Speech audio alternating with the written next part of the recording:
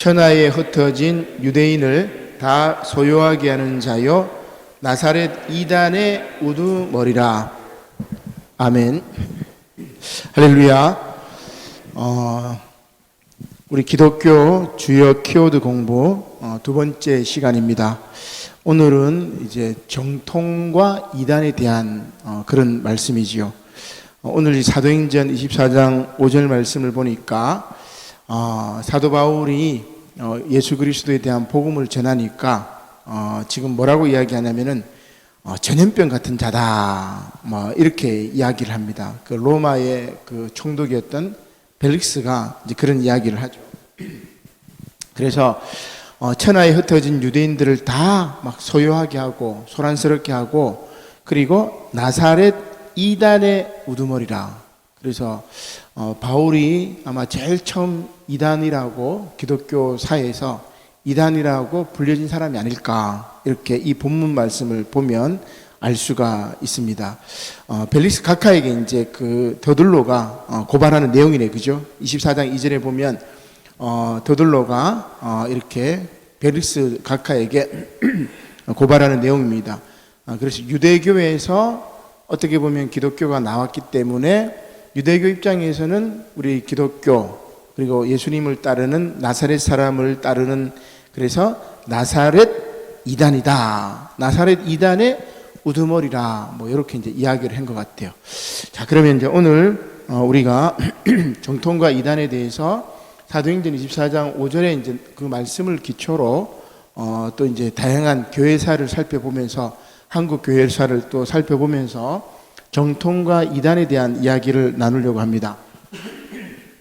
자, 제목이 이제 한 6가지가 있는데, 여러분들이 이제 큰 제목을 이렇게 보고 칠판에 나와 있으니까 이 큰 제목을 보면서 이렇게 따라오시면은 또 의미가 있고 재미있는 그런 성경 공부 시간이 아닐까. 또 이게 교리사 내용이기도 하고, 주요 기독교의 이제 주요 키워드를 우리가 이제 다시 공부해 보자. 사도행전이 끝나고 이제 신명기로 들어가기 전에 기독교의 중요한 키워드 한 10몇 가지가 있습니다. 이제 그거를 우리가 하면 좋지 않을까, 이런 생각인데, 자, 첫 번째는 교리사는, 혹은 뭐 교회사는, 교회사라기보다는 교리사라고 해야 되겠다, 그죠? 우리 삼일체 교리, 뭐 기독론 교리, 뭐 부활 교리, 뭐 여러 가지 이제 교리가 있는데, 이 교리사들이 쭉 발전한 역사는 실제로 이제 이단 역사이다라고 이렇게 볼 수 있습니다. 이단사, 이단의 역사라기보다는 이단을 정죄했던 역사. 첫 번째. 두 번째는 정통과 이단에 대한 고전적인 이해. 초창기 기독교 초대 교회에서는 정통과 이단을 어떻게 이해했느냐. 그 다음에 현대의 정통과 이단을 또 어떻게 이해를 했느냐. 이제 신학적으로 한번 살펴보고, 초창기 한국 교회에서는 어땠느냐, 상황이. 그죠? 그래서 1885년부터 1910년까지, 그 다음에 일제식민지, 그리고 일제식민지와 한국 교회가 아니고 한국 전쟁입니다. 한국 전쟁 당시. 한국 전쟁 당시, 이때가 우리나라에 이단들이 엄청나게 많았던 시대입니다. 그리고 왜 그랬을까? 그 다음에 이단에 대한 것들은 왜 생겼을까? 불완전함에 대한 두려움이 아닌가? 뭐 이렇게 볼 수가 있습니다. 자, 그러면 첫 번째, 교리사는 이단사이다. 누가 이제 이야기했냐면은 우리 기독교 신학자 가운데 교회사에서 아주 유명한 사람이 있습니다. 이 사람은 헬라어 성경을 그냥 통째로 외우는 뭐 사람이죠.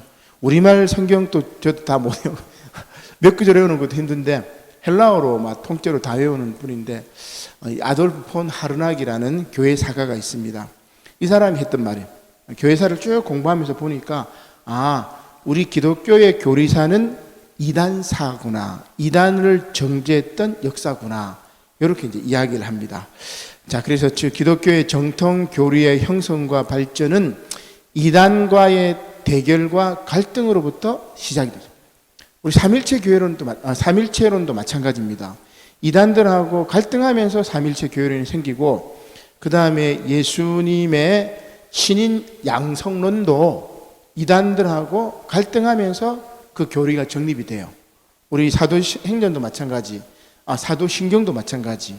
모든 우리 교회사에 보면 뭐 니케아 신조, 갈케돈 신조 이런 것들이 다 이단들하고 대결하면서 우리의 신앙은 이거야 하면서 정립한 것들이 사도신경이기도 하고 초대교회가 고백했던 여러 가지 신조, 신경이라고 이야기를 할 수가 있습니다. 자, 그래서 이렇게 성경 말씀을 이렇게 보면은 신약 성경을 한번 찾아보죠. 신약 성경도 마찬가지입니다. 다른 복음과 대결했던 역사입니다. 갈라디아서 1장 6절, 자, 같이 한번 찾아보죠. 자, 갈라디아서 1장 6절 말씀. 자, 같이 한번 읽어볼까요? 시작. 그리스도의 은혜로 너희를 부르신 이를 이같이 속히 떠나 다른 복음을 따르는 것을 내가 이상하게 여기노라. 7절까지. 다른 복음은 없나니 다만 어떤 사람들이 너희를 교란하여 그리스도의 복음을 변하게 하려 함이라. 그리스도의 복음, 바울이 전한 복음이죠. 요것을 우리가 사도행전을 쭉 공부를 했으니까 알죠. 유대인 그리스도인들이 바울이 전한 복음 외에 어떤 복음을 전하죠? 율법을 지켜야 돼, 할례를 받아야 돼, 유대교에 기초한 그리스도교를 전하니까 바울이 이 갈라디아 교회에 다른 복음은 없다 딱 이야기를 합니다. 그죠? 그 다음에 다른 복음과의 대결이 끊임없이 있었어요. 바울 당시에도. 그 다음에 거짓 교사들이 나타납니다. 다 이단이라고 볼 수 있는데 베드로후서 2장 1절 2절. 자, 베드로후서로 넘어가 보죠. 자, 뒤에 보면 베드로후서 2장 1절과 2절인데 우리 지난번에 주일날 세보문 설교할 때 나왔던 구절입니다. 384쪽 베드로후서 2장 1절로 2절 같이 읽겠습니다. 시작. 그러나 백성 가운데 또한 거짓 선지자들이 일어났었나니 이와 같이 너희 중에도 거짓 선생들이 있으리라. 그들은 멸망하게 할 이단을 가만히 끌어들여 자기들을 사신 주를 부인하고 임박한 멸망을 스스로 취하는 자들이라. 2절. 여럿이 그들의 호색하는 것을 따르르니 이로 말미암아 진리의 도가 비방을 받을 것이요. 바울이 베드로도 이야기하죠. 우리 사도 중에 바울 사도, 베드로 사도 양대 사도라고 이야기할 수 있는데 바울 사도도 다른 복음과의 대결을 이야기했고 베드로 사도도 뭐라고 이야기합니까? 거짓 교사들을 배격합니다. 거짓 선생들을 배격하고 그들이 뭐합니까? 이단을 교회 안으로 가만히 이렇게 끌어들입니다. 그리고 그들이 뭘 하냐면은 주님을 부인하고 그리고 임박한 멸망을 스스로 취하는 자들, 그들은 고색하는 자들이다. 이렇게 이야기를 하게 됩니다. 자, 이렇게 신약 성경에도 끊임없이 베드로 사도나 바울 사도가 이단들, 거짓 선생들, 거짓 선지자들, 그죠? 거짓 교사들과 대결을 했단 말이에요. 우리 한국 교회사도 이렇게 보면은 나중에 여기 이제 볼 수 있겠지만 한국 교회사, 특히 한국 장로교의 역사는 분열의 역사이죠. 분열의 역사입니다. 우리 장로교가, 우리 한국에는 장로교가 한 80% 정도 돼요. 그 다음에 이제 감리교나, 그 다음에 성공회라든지, 구세군이라든지, 루터교라든지, 이런 분파들이 침례교라든지 이렇게 있지만, 미국은 침례교가 더 많죠. 성공회가 훨씬 우리 장로교보다 많습니다. 장로교회가 그래 많지는 않는데, 우리나라는 장로교회가 거의 한 80%를 차지합니다. 그 장로교회가 신사참배 반대권으로 가장 먼저 1952년경에 고려파라고 그러죠. 고려신학교, 고려파, 고신파가 분리되어 나가고 그 다음에 1953년에 기독교 장로회, 한국 기독교 장로회하고 그 다음에 대한예수교 장로회, 기장과 예장이 이렇게 나눠집니다. 아마 그때도 우리가 기장 쪽이 좀 숫자는 작은 것 같아요. 예장 쪽이 조금 더 많은 것 같고. 그 다음에 그때 이제 분리되면서 우리가 이제 신신학을 했다, 자유주의 신학을 했다 하면서 정죄를 하지만 지금 그 당시에 김재준 목사님이 했던 신학적인 내용들은 지금은 보편적인 신학적인 내용이에요. 그러니까 다만 우리가 한국 기독교 장로회가 신학적으로 너무 한 50년 정도 너무 앞서갔기 때문에 그 당시 우리 한국 교회의 수준이 그걸 받아들이지 못했다, 이렇게 볼 수가 있습니다. 또 하나는 그 당시에 이제 우리에게 복음을 전했던 미국 교회, 미국 장로교회의 근본주의 선교사들이 와서 아주 미국에서도 좀 이렇게 뭡니까, 주류가 아니고 비주류였고 했던 그 근본주의자들이 한국에 와서 또 이렇게 막 선교가 잘 되는 것 같아요.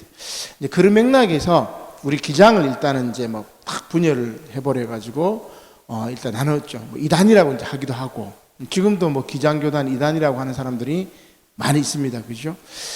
그 다음에 WCC 가입 문제 때문에 예장 통합하고 예장 합동하고 또 이렇게 갈라집니다. 그죠? 통합 합동은 뭐 여러분 잘 아시죠?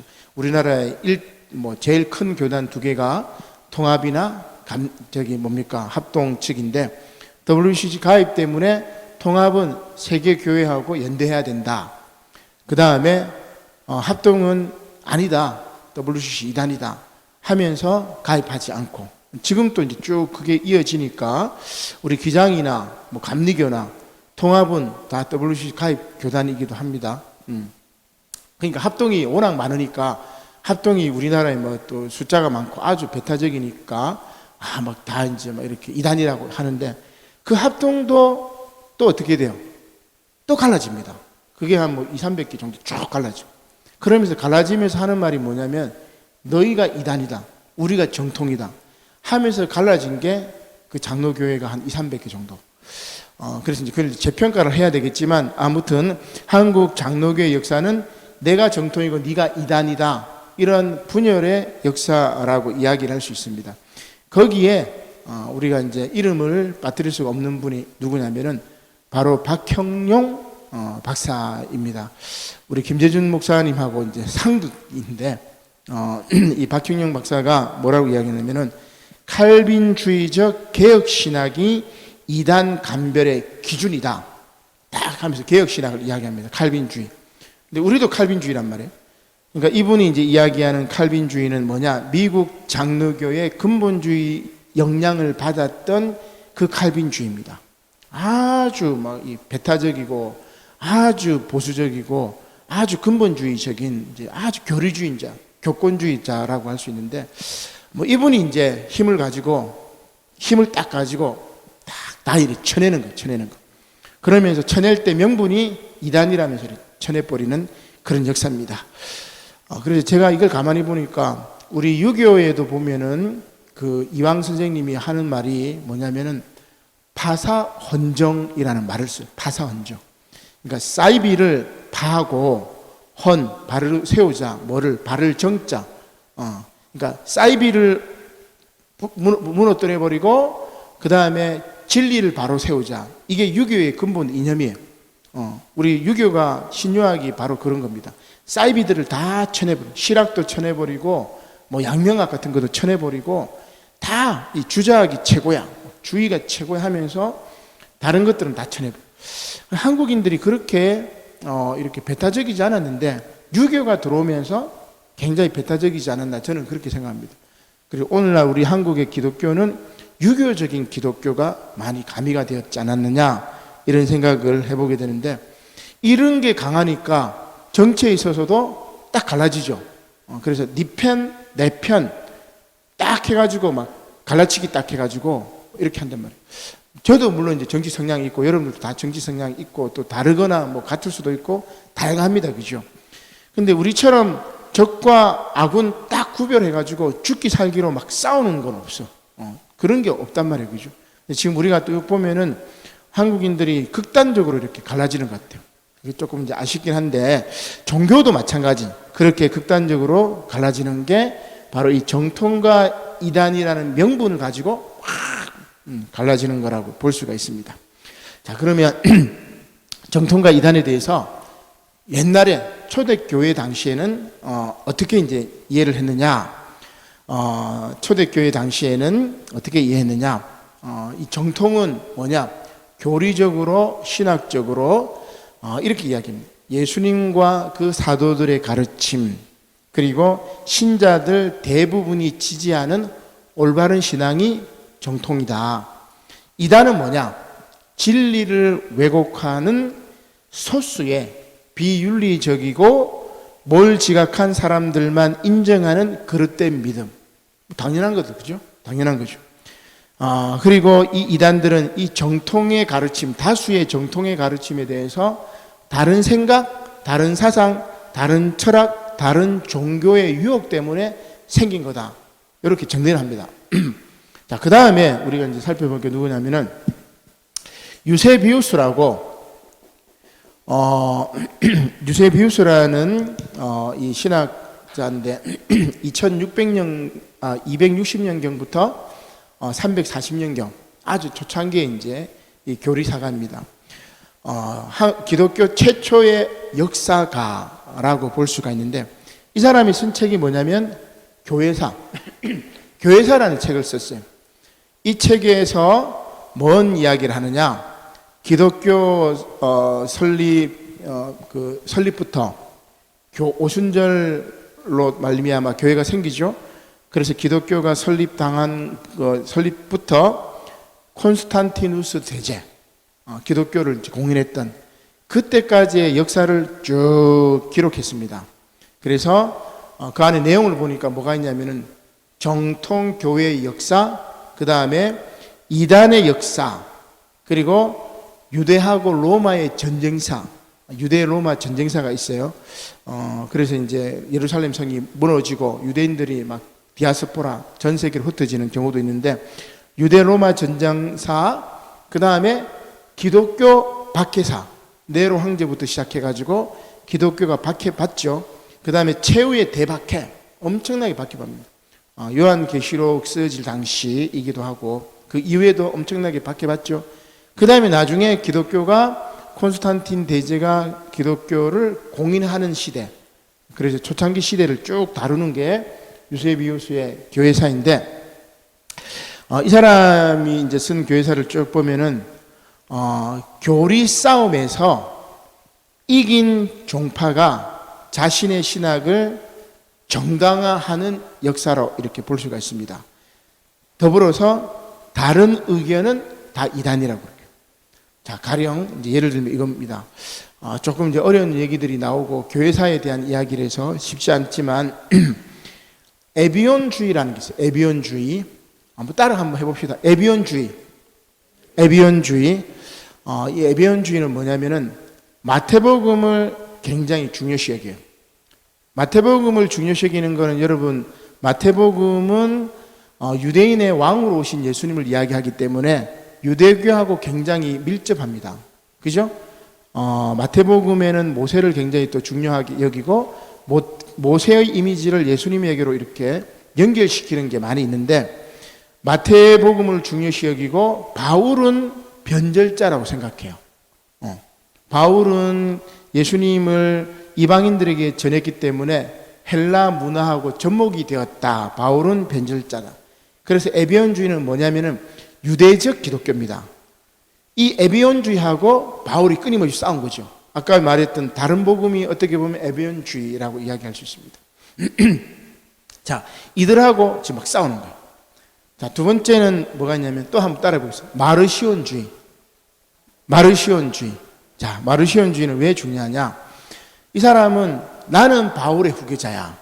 그래서 바울 서신하고 그 다음에 또 뭘 이야기하냐면은 누가복음은 굉장히 마태복음하고 색깔이 달라요. 마태복음은 유대교적인 관점들이 많이 있지만 누가복음은 누가가 이방인 의사였고 바울하고 전도 여행을 같이 갔기 때문에 굉장히 보편적인 어떤 이 정서들이 있단 말이에요. 그래서 헬라적인 느낌이 드는 이 누가복음하고 바울 서신하고만 내가 경전으로 인정하겠다. 딱 이게. 그 당시는 경전이 없었어요. 신약 성경 경전이 27권 경전이 없었단 말이에요. 이 당시가 160년 전이니까. 자, 그래서 바울의 후계자였던 마르시온이 구약신은 폭력의 신이야. 구약신은 폭력의 신이야. 우리 성전 이야기 나오죠. 거룩한 전쟁. 가나안 땅의 모든 민족들을 막 다 쓸어버리고 그 다음에 아주 폭력적이고, 구약의 신은 너무나 폭력적이야. 뭐 아브라함의 자식이었던 이삭도 같이 바치려고 하지 않느냐. 우리 구약 신은 믿을 필요 없어. 구약에 나오는 신은 믿을 필요가 없고 신약에 나오는 신을 믿어야 되는데, 신약에 나오는 예수님이 전하는 그 신은 사랑의 신이야. 요 신만 우리가 믿어야 돼. 그리고 바울이 전한 예수님을 우리가 믿어야 돼. 하면서 이 사람이 바울 서신 가운데, 바울의 서신이 13개잖아요. 거기서 디모데 전서, 디모데 후서, 디도서, 목회 서신을 빼고 바울 서신 10개 하고, 그 다음에 누가복음을 우리가 믿어야 될 경전, 교회가 읽어야 될 성경이야. 이렇게 교회가 읽어야 될 책, 이렇게 얘기합니다. 그러면 정통교회가 있다 치면 그 정통교회에서는 어떻게 하겠어요? 누가복음만 인정하면은 마태복음이나 요한복음, 마가복음, 바울 서신 가운데서도 디모데 전서, 디모데 후서, 디도서, 혹은 사도행전이나 요한계시록이나 이걸 인정 안 한단 말이야. 그러면서 경전 작업이 들어갑니다. 그래서 신약 27권이 이 마르시온주의를 배격하면서 딱 형성이 돼. 그 다음에 또 하나 이단은, 가장 최초의 이단이죠, 영지주의자들. 그죠? 그래서 예수님의 몸으로 오신 것을 부정하고 십자가에 못 박히실 때는 예수님의 영혼이 살짝 빠져나갔다. 그래서 이제 가연설 뭐 이런 이야기를 하는데, 영지주의 이단들이 생겨가지고 기독교가 이제 정통과 이단의 구별들이 정확하게 이렇게 나눠집니다. 자, 우리나라에도 이렇게 보면은 유교에도 보면은 조광조를 우리가 사문난적이라고 그렇게 얘기합니다. 근데 조광조는 조선시대 개혁가였죠. 그리고 우리 공한수 권사님 정몽주 알죠? 정몽주. 그죠? 고려의 마지막 충신 정몽주. 어떻게 보면 조선 입장에서 보면은, 이방원 입장에서 보면은 정몽주를 죽여야만이 조선을 이제 세울 수가 있으니까, 정도전 입장에서 보면. 그러면 정몽주나 정도전이나 아주 유학자였고 친했던 사람들인데 정치 이데올로기가 달라서 자기가 섬기는 주군이 다르기 때문에 정몽주를 제거해버린단 말이에요. 이단이라고 제거해버립니다. 근데 결국은 지금 우리가 역사가 흐른 다음에 쭉 보니까 정몽주도 나름대로 고려의 충신이죠. 그죠? 정도전도 나중에 이방원한테 제거당하지만, 결국 이방원한테 제거당하긴 하지만 정도전도 조선을 유학의 이념으로 세우려고 했던 인물입니다. 그러니까 역사가 이렇게 지나가면은 재평가가 돼요. 그래서 교회사에서 정통과 이단 쭉 구분을 하지만은 결국은 이것도 그 당시에 권력 싸움에서, 만약에 정도전이 섬기는 이성계가 뭐 쿠데타라고 얘기하는데 해군했잖아요. 그죠? 위화도 해군했잖아요. 그 해군해가지고 최영 장군을 제거하지 못하고 만약 이성계가 제거당했으면 고려의 역사가 더 계속이 되었다면은 여러분 조선은 없을 수도 있겠죠. 그죠? 그러면 정통과 이단 그 느낌이 달라요. 그러니까 교회사 역시 마찬가지요. 그 당시에 교리 싸움에서 권력을 누가 가졌냐에 따라서 그 권력을 가진 사람을 뒷받침했던 교리가 누가 이겼는지 하고 같이 연결돼요. 야, 이 정도 이야기하면은, 그러면 기독교 교회사는 이게 뭐냐, 이게 뭐 권력 투쟁의 산물이냐, 뭐 이렇게 얘기할 수 있는데, 플러스 성령의 역사를 통해 가지고 인간의 싸움이었지만 결국은 하나님이 놀라운 섭리가 이렇게 만들어내지 않았을까, 저는 또 이제 그렇게 보는 경우도 있습니다. 자, 아무튼 유세비우스가 하나님은 오직 하나이고 만물의 창조자이다, 물질 세계는 선하게 창조되었다, 하나님의 아들 예수는 인간인 동시에 신이다, 이게 기독교 정통이라고 딱 이야기하고 반대되는 것들은 이제 막 쳐내버리는 거죠. 그래서 예수의 인간성을 부인했던 영지주의를 쳐버리고, 그 다음에 예수의 신성을 부인했던 아리우스주의입니다. 이것도 쳐버리죠. 결국 예수님은 어떻게 돼요? 예수님은 신이자 동시에 인간. 그렇게 돼버리니까 예수님이 신이니까 성부 하나님과 성자 예수님이 동급이 되는 거죠. 나중에 성령 하나님은 또 뭐냐? 성령은 아들에서 나왔느냐? 아버지로부터 나왔느냐? 막 교리 논쟁이 막 심해요. 그러다가 체중에는 우리가 이제 창세기 때 봤잖아요. 그죠? 우리의 형상대로. 그래서 하나님은 관계성의 존재다. 그래서 성부와 성자와 성령의 유기적인 관계, 그러면서 이제 삼일체 교리가 쫙 생겨버리는 겁니다. 그래서 결론은 이제 생기는 거는 그렇게 생겼지만은 결국은 그 교리도 아리우스주의하고 이단들하고 논쟁하면서 그 다음에 영지주의자들하고 논쟁하면서 이 교리가 생겨진 거예요. 그죠? 그래서 이단이 없었으면 정통교회도 없었던 거예요. 이단들이 등장 안 했으면 정통교회가 있을 수도 없었고, 이단들이 없었으면 성경 경전도 만들어질 필요도 없었어요. 그죠? 그래서 우리가 그냥 예수 믿고 이렇게 잘 믿고 이렇게 잘 지내는데 어떤 사람이 나타나가지고 조금 색깔을 더딥히면서 자기만의 것을 이렇게 만들어버려, 이상하게. 거기에 반대를 하면서 자꾸 이렇게 뭔가를 세워나간 거죠. 그러면서 이들이 결국은 승리를 했기 때문에 그들을 쳐냈던 역사가 정통과 이단의 고전적인 이해라고 이야기할 수 있습니다. 좀 어렵긴 하죠, 여러분. 목사님 지금 뭔 얘기하느냐, 이게 지금 신학교도 아닌데 지금 성경 말씀 이야기하고 은혜로운 이야기하고 하면 좋은데 이런 얘기만 하느냐. 나중에 여러분 집에 가셔가지고 이게 녹음이 되니까 다시 한번 또 이렇게 들어보시면서 우리가 신앙적으로 신학적으로 탄탄해야 이단들에게 흔들리지 않습니다. 말씀에 탄탄해야 우리가 흔들리지 않는데, 이게 좀 어려운 얘기지만은 교회사에 대한 이야기, 그 다음에 칼빈주의에 대한 정체성에 대한, 칼빈주의 이 정체성에 대한 이야기, 이런 게 쫙 튼튼해져야 우리가 흔들리지 않는 것 같아요. 자, 계속해서 나가봅시다. 자, 그 다음에 정통과 이단에 대해서 현대적인 이해인데, 또 한 명을 제가 이제 소개할 텐데, 발터 바우어라는 사람이 바우어.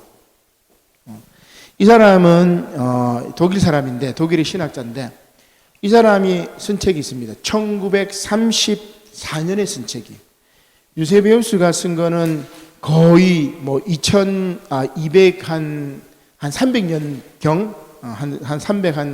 한 30 몇 년경에 쓴 거고, 거의 1900년이니까 1600년이 지나서 바우어라는 사람이 다시 이제 글을 하나 씁니다. 이단에 관해서. 그래서 최초의 기독교에서의 정통과 이단이라는 책을 씁니다. 유세베우스도 이단에 대한 이야기를 했지만 발트 바우어라는 사람도 이단에 대한 이야기를 하는데 이 사람의 관점은 유세베우스하고 달라요. 그리고 오늘날 신학적으로는 유세베우스보다는 이 발트 바우어의 입장을 지지하는 편입니다. 그러면 이 사람은 어떤 이야기를 하느냐? 자, 크게 보면 두 가지를 이야기하는데, 첫 번째, 기독교는 처음부터 나사렛 예수의 중요성과 기독교의 기원에 관해서 다른 생각을 지닌 여러 집단들의 네트워크였다. 여러 집단들이 있었다. 서로 유기적으로 연결되었다. 이렇게. 그러면 우리가 이제 굉장히 신학적이죠. 마태 공동체, 마가 공동체, 누가 공동체, 요한 공동체, 바울 공동체, 그 다음에 지역으로 따지면 뭡니까? 에베소 교회 공동체, 고린도 교회 공동체, 그죠? 빌립보 교회 공동체, 그 다음에 뭡니까? 소아시아 지역에 뭐 에베소라든지 뭐 골로새라든지 갈라디아 지방 교회 공동체, 그 다음에 또 가장 유명했던 교회 공동체가 어디냐면 로마 교회 공동체. 바울이 로마 교회 편지 썼잖아요. 그죠? 여러 공동체가 있었는데 보니까 나사렛 예수 그리스도는 있어요. 근데 이 나사렛 예수 그리스도에 대해서 유대인의 왕이다. 전 우주적인 왕입니다. 혹은 가난한 자의 뭡니까? 죄인들의 친구입니다. 고백이 다양해요. 우리 성경을 보니까 고백이 다양하죠. 사복음서 고백들이 다 다양하단 말이에요. 그러니까 다양한 고백들이 다 이렇게 존재를 하고, 그리고 좀 생각은 다르지만 나사렛 예수 그리스도를 공동체 자기들의 관점에서 이렇게 바라봅니다. 자, 쉽게 얘기하면 이거예요. 장님 코끼리 만지기. 그래서 코끼리 이렇게 만질 때 귀를 만지는 소경하고 코끼리 꼬리 만지는 사람하고 그다음에 코끼리 다리 만지는 거하고 다 다르죠. 그러나 코끼리입니다. 코끼리. 그래서 초창기 기독교에는 여러 종파들이 있었다. 그리고 이들이 서로 네트워크, 서로 유기적으로 연결이 되었다. 이런 이야기합니다. 유세비우스하고 뭐가 달라요? 유세비우스는 이렇게 정통교회가 딱 존재했었고 여기에서 다른 생각을 가진 사람들, 철학의 영향을 받고 그 다음에 사상의 영향을 받고 갈라져 나갔어. 여기 이단이야. 그게 유세비우스의 생각인데 바오의 생각은 뭐냐면은 이렇게 생각합니다. 처음부터 예수님에 대한 고백을 가진 다양한 공동체가 쫙 있었어. 이제 그렇게 다양한 공동체가 있어가지고 서로 주도적인 힘을 가진 파가 없었어요. 주도적인 힘을 가진 파가 없었습니다. 2세기 말까지 주류 기독교는 지금의 정통파들이 장악한 것이 아니라 지금으로 치면 아까 말했던 에비온주의라든지 마르시온주의라든지 영지주의라든지 이런 이단들이 막 주류 기독교였어요. 그러다가 어떤 일이 생기느냐? 교회의 권력 투쟁이 생깁니다. 그 중에 승리한 종파가 생겨요. 그게 누구냐면은 바로 로마의 터전을 잡은 종파. 그래서 이 로마는 그 당시 제국의 수도였다, 그죠? 그리고 규모도 컸습니다, 로마 교회가. 그 다음에 영향력도 아주 컸고 경제력도 컸고 그 로마 교회가 영향력을 점점 미치면서 동방까지, 터키까지, 팔레스타인까지 영향력을 쫙 미쳐버려요. 그걸 우리가 뭐라 그래요? 로마 가톨릭. 그죠? 지금 가톨릭 교회란 말이에요. 가톨릭이란 말이 여러분 무슨 뜻이에요? 가톨릭이라는 말은 보편적이란 말이에요. 우리가 가톨릭 말하면 그냥 가톨릭, 로마는 보편적인 교회다. 그러면 뭐예요? 로마 교회의 보편적인 교회, 우리가 힘을 딱 장악했으니까 뭐 다른 것들은 다 막 쳐내버려요. 탁 쳐내. 개신교도 종교개혁 했지만은 로마 교회에서 개신교 뭐 루터 이단이라고 정죄하면서 쳐냈잖아요. 그죠? 로마 교회가 보편적인 하나의 유일한 교회이기 때문에 다른 것들은 다 쳐내버린다. 그게 초대교회 2세기 말경 3세기부터 쭉 생기면서 이제 이단 작업합니다. 너 예수님의 인성 부인했어? 야, 영지주의 너 이단. 너 예수님의 신성을 부인했어? 아리우스 너 이단. 하면서 딱 이렇게 세워져 나가는 거예요. 이게 이제 교회의 역사라고 할 수 있습니다. 참 어떻게 보면은 지금도 마찬가지예요. 큰 교회들이, 대형 교회들이 뭐 총회도 그렇고 뭐 노회도 그렇고 발언권이 세죠.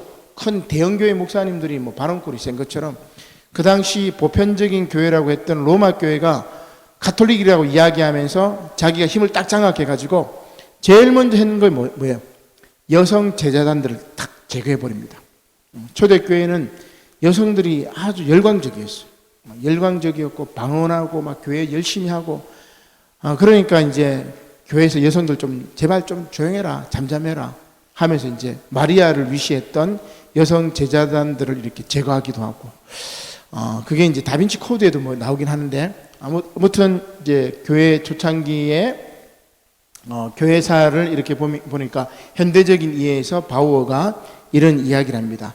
교회 권력 투쟁에서 승리한 종파가 이제 정통이 되고 거기서 패배한 종파들은 다 이단으로 나누어져 버리고 이게 이제 교회사 이야기예요.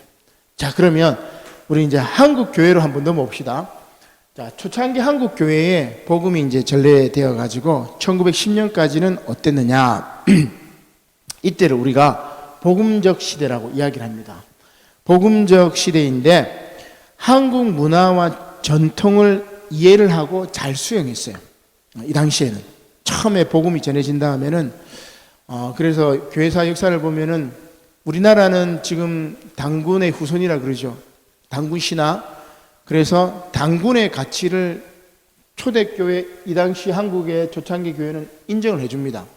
왜냐하면 당군 신화에 나오는 홍익 이념, 널리 인간을 이롭게 한다는 그 이념은 성경의 이념하고 같다, 이웃사랑의 이념과 같습니다 하면서 우리 문화를 적극적으로 수용하면서 복음을 이렇게 설명해 주는 거예요. 그러니까 한국인들이 그런가? 그리고 하나님 뭐 그런 인격신 이런 개념도 지금 쉽게 이렇게 받아들이고 쭉 되는 거죠. 역사적인 혹은 문화적인 우리 민족의 역사의 정체성을 인정해주면서 대화를 했던 게 초창기 이 기독교라고 이야기를 할 수가 있습니다. 조금 재미난 얘기를 하면은 우리 단군 신화에 보면은 이제 그 환인이 있죠. 환인이 있고 환인의 아들이 뭡니까? 환웅이죠. 환웅이 이제 이렇게 천부경을 들고 와요. 그죠? 백두산 뭡니까? 거기 와가지고 나중에 이제 뭡니까? 웅녀를 만나죠. 곰. 그죠? 그래서 웅녀하고 관계를 해서 나중에 아들을 낳는데 그게 단군이죠. 그죠? 요거를 기독교 신학이 처음에는 어떻게 얘기하냐면은, 여러분들 신화에 나오는 그 단군 신화가 바로 기독교의 삼일체 하나님입니다. 그런 얘기를 합니다.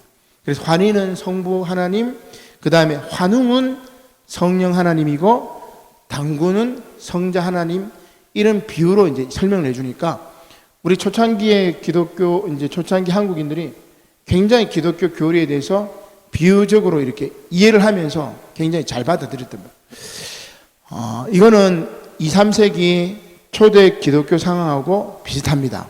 자, 그러다가 이제 미국 유학을 가서 근본주의 교리를 받아들였던 박형룡이라든지, 혹은 미국 유학 가서 세계적인 신학의 물결을 받아들였던 김재준이라든지, 혹은 우리 통합 측의 누굽니까? 한경직 목사라든지, 이런 사람들이 등장하면서 다양한 이제 신학을 이제 소개를 하게 되는데, 이때 또 한국에 뭐가 있었냐면, 일제가 한국을 합병하고 일제 식민지 시대를 거치고 그 다음에 한국 전쟁을 거치면서 굉장히 혼란스러웠죠. 정신적, 육체적인 고통 속에서 대중의 이 욕망을 충족시키기 위해서 누가 나타나느냐? 힘든 사람들한테 여러분 막 위로해주고 하면은 막 빨려든단 말이에요. 그죠? 그때 나타나는 인물들이 누구냐면은 문선명의 통일교, 박대선의 전도관, 나온몽의 용문산 기도원, 이재록의 만민교회, 그 다음에 초창기 우리 조윤기 목사, 순복음교회, 초창기 이단이라고 이제 했다는 거죠. 이런 사람들이 막 나타납니다. 일제 식민지와 한국 전쟁 당시에 힘들어 죽고 배고파 죽는 사람들에게 근데 그게 뜨거운 성령의 역사이기도 했지만은 또 한편으로는 이 사람들이 이제 교회가 부흥이 되고 자기를 따른 사람들이 생기니까 자기가 이제 구세주로 가면서 결국 이단으로 빠져버리는 거죠. 문자주의, 신비주의, 은사주의, 열광적 종말론이 바로 이 이단들의 특성이라고 이야기를 할 수가 있습니다. 그래서 우리나라는 일제 식민지와 한국 전쟁 당시에 이 아픔 때문에 굉장히 정통과 이단들이 많이 등장했고, 갈라지는 것도 한국 교회 분열사도 한국 전쟁 이후에 막 분열되는 거잖아요. 그죠? 그래서 어떻게 보면은 요 일제 식민지하고 한국 전쟁만 없었으면, 초창기 한국 교회 요 상황으로 막 갔으면 우리나라의 이 교회들이 아주 배타적이지 않고 폭넓고, 지금 제가 그렇게 얘기하고 싶은데, 우리 기독교 장로회가 추구하는 세계적인 신학을 가지고 한국 교회가 상식 위에 바로 섰다면 오늘처럼 한국 기독교가 세상 사람들로부터 욕 들어먹지 않고, 그래도 교회가 이 일반 시민들의 정신을 딱 리드하는 그런 게 됐지 않았을까. 아무튼 이 한국 전쟁과 일제 식민지로 인해서 굉장히 이제 배타적으로 외골수적으로 바뀌게 됩니다. 자, 그러면서 결국 이제 결론인데 이런 이단은 뭐냐? 진리를 지키고자 함이지만 또 한편으로는 불완전함에 대한 두려움 때문입니다. 그 다음에 완전함에 대한 강박증 때문에 이단 딱 정죄를 하는 게 많이 있어요. 그래서 결국은 우리가 교회사를 쭉 살펴보면서 뭐를 이야기할 수 있느냐? 다양한 교파와 그리고 이들의 경쟁 체제는 당연한 거예요. 마태복음과 마가복음과 누가복음과 요한복음이 다양하죠. 그렇기 때문에 예수님을 우리가 입체적으로 볼 수 있습니다. 그래서 초창기 이단 가운데 이 사복음서를 사복음서 내용이 다 다르니까 스토리를 하나로 묶어버려가지고 하나의 복음서로 만들었어요. 그 복음서는 여러분 안 읽힙니다, 이제는. 왜냐하면 다양성이 없기 때문에. 그래서 다양한 교파도 결국은 하나님의 섭리고 이렇게 다 다르니까 진리이신 하나님을 내가 100%다 알 수가 없으니까. 그래서 내가 장님 코끼리 꼬리를 만졌다면 나는 귀를 만졌고 너는 다리를 만지고, 그래서 서로 소통하는 게 중요해요. 서로 소통하면 그나마 코끼리의 모습을 어렴풋이 이렇게 그릴 수 있잖아요, 그죠? 그런데 내가 코끼리 다리 만지고 있는데 내가 만지고 있는 이 다리가 진짜야, 너 귀 만지고 있는 거 너 가짜야, 너 이단이야, 싸울 필요 없어요, 그죠? 그래서 제가 그 설교집 세 권 제목을 뭐라고 했냐면은, 여러분 기억나시죠? 짤 없는 하나님 사랑, 짤 있는 이웃 사랑. 하나님 사랑에 대해서는 짤 없어야 됩니다. 그러나 이웃 사랑에 대해서는 짤 있으면 돼요. 다른 말로 하면 뭐예요? 본질에 있어서는 양보하면 안 돼. 예수님이 나의 구세주라는 이 본질은 놓치면 안 되고 나머지 거는 다 양보해도 됩니다. 비본질적인 것에 목숨 걸면 안 돼. 그죠? 오늘날 많은 사람들이 비본질적인 것에서 막 목숨을 막 겁니다. 본질적인 것에 목숨 걸되 비본질적인 것은 다 양보해도 그거하고는 구원하고 상관없어요. 상관없어요. 그래서 하나님 사랑, 이웃 사랑, 그 본질적인 것, 예수는 나의 구세주라는 것, 이 믿음만 다 가지고 다른 것들은 다 양보해도 뭐 이렇게 지구 멸망하고 뭐 이런 거 없어요. 그러니까 그것만 우리가 생각하면, 아, 나와 생각이 좀 다르구나. 나와 생각이 좀 다르구나. 그런데 우리는 이질적이고 낯선 종파 혹은 이런 걸 보면 불안전한 느낌이 생깁니다. 섬뜩하죠. 저것 막 제거버려야 돼. 죽여버려야 돼. 폭력적인 억압들이 막 있어요. 초대교회에서도 마찬가지였고, 초창기 일제식민지와 한국 전쟁을 경험하면서 와, 적은 죽여버려야 돼. 이런 게 막 생긴 거예요. 유교적인 영향 받아가지고 바사 현정, 사이비는 없애버려야 돼. 씨를 말려버려야 돼. 아, 지금 막 혐오의 분위기가 판을 치고 있는 게 바로 이런 것 때문에 그래요. 그러나 예수님은 어떻게 했어요? 자기가 죽기까지 세상을 사랑하셨잖아요. 그 예수님의 정신으로 돌아가면, 아, 예수님이라면 어떻게 하셨을까? 이단 정통 가르고 막 했을까? 그 정도까지는 아닌 것 같아요. 그죠? 사람을 사랑하고 본질적인 것만 일치가 되면은 비본질적인 것은 양보하지 않았나, 이런 생각이 듭니다. 오늘 제가 이제 글을 하나 봤었는데, 1984년에 미 장로회 총회에서 그 설교를 했던 목사님이 있는데, 리처드 헬비슨 목사님입니다. 미국 상원의 체폴 설교자였는데 이분이 미국 장로교 총회에서 1984년에 이런 설교를 합니다. 처음에 교회는 살아계신 하나님의 교회였고 예수님을 믿는 사람들의 친교 모임이었다, 교회가. 그런데 교회가 그리스로 이동해가지고, 그리스로 이동해가지고 철학이 되었고, 로마로 옮겨가서는 제도가 되었고, 로마는 여러분 법입니다, 법. 그죠? 그리스는 철학입니다. 그래서 이거는 이제 부정적인 말은 아니에요. 좋은 말입니다. 로마 가톨릭 제도니까. 그 다음에 유럽으로 가서는 문화가 되었어요. 여러분, 유럽 교회가 비었다고 막 이렇게 막 하는데, 유럽은 교회는 비어도 유럽 사람들의 기본적인 심성은 기독교 심성입니다. 유럽 걱정할 필요 없어요, 지금. 그 사람들은 교회는 비었어도 기독교 신앙의 가치관을 가지고 살아가는 사람들이에요. 우리는 교회는 꽉꽉 채웠어도 기독교 신앙의 가치관으로 살아가는 사람들이 아니죠. 세상 사람들보다 더 욕망적이고 세상 사람들보다 더 더러운 욕망을 가지고 살아가는 사람들이 교회에 꽉꽉 차버리면 오히려 유럽보다 못한 거죠, 어떻게 보면. 자, 그래서 유럽으로 가서는 문화가 되었어요. 얼마나 아름다운 기독교 문화들이 있습니까, 그죠? 마침내 미국으로 왔을 때, 이분이 이제 미국인 목사님이니까, 리처드 헬비슨 목사님이 미국으로 교회가 왔을 때 교회는 뭐가 되었느냐? 여러분, 뭐가 되었겠어요? 기업이 되었다. 그래서 어떤 사람이 이제 요 밑에다 글을 하나 추가합니다. 코바디스라는 영화, 대형교회 세습을 비판했던 영화를 찍었던 김지한 감독은 이런 이야기입니다. 한국에 왔을 때는 교회는 대기업이 되었다. 비판. 저는 또 이제 한마디 또 추가합니다. 저는 뭐라고? 한국에 왔을 때는 두 가지 길로 갔는데, 하나는 사기꾼과 무당의 길로 갔고, 교회가. 또 하나는 예언자의 길로 갔다. 이렇게 저는 추가를 하고 싶습니다. 그 예언자의 길로 간 교단이 저는 자랑스럽게 우리 한국 기독교 장로회라고 생각을 하고, 사기꾼과 무당으로 간 교회는 물음표, 지적할 수가 없으니까.